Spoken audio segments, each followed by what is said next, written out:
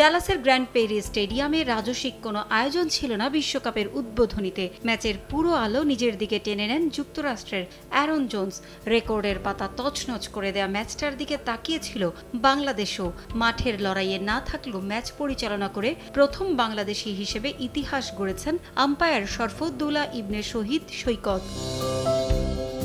যুক্তরাষ্ট্র ও কানাডার মধ্যকার ম্যাচে অনফিল্ড আম্পায়ার ইংল্যান্ডের রিচার্ড কিথের সঙ্গে দায়িত্ব পালন করেছেন সৈকত। এর আগে গেল বছর ওয়ানডে বিশ্বকাপেও দায়িত্ব পালন করে বিশ্ব দরবারে তুলে ধরেছেন দেশকে। ভারত বিশ্বকাপে সৈকত তার সিদ্ধান্ত গ্রহণে দক্ষতার প্রমাণ দেন দারুণভাবে। এরপরই দরজা খুলে যায় টি-20 বিশ্বকাপের। কানাডা ও যুক্তরাষ্ট্রের মধ্যকার ম্যাচ দিয়ে স্বপ্ন পূরণ করলেন তিনি।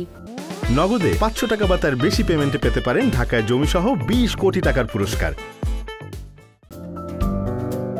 গেল বছর 17 জানুয়ারি অস্ট্রেলিয়া ওয়েস্ট ইন্ডিজের মধ্যকার টেস্ট সিরিজের প্রথমটিতে থার্ড আম্পায়ারের দায়িত্ব পালন করেন। পরে ব্রিসবেনে দিবারাত্রির টেস্টে অনফিল্ড আম্পায়ারের দায়িত্ব পালন করেছিলেন তিনি। এছাড়াও কাজ করেছেন 3 ম্যাচের ওয়ানডে সিরিজেও। গেল ভারত বিশ্বকাপে অস্ট্রেলিয়া নিউজিল্যান্ড ম্যাচ সহ 5টি ম্যাচে আম্পায়ারের দায়িত্ব পালন করেন সৈকত। সে সঙ্গে ইংল্যান্ড নিউজিল্যান্ড উদ্বোধনী ম্যাচ সহ 3 ম্যাচে চতুর্থ আম্পায়ার এবং 3 ম্যাচে টিভি আম্পায়ার হিসেবে কাজ করেন। স্বপ্ন এবার ওয়ানডে বিশ্বকাপে নিজেকে ছাড়িয়ে যাওয়ার।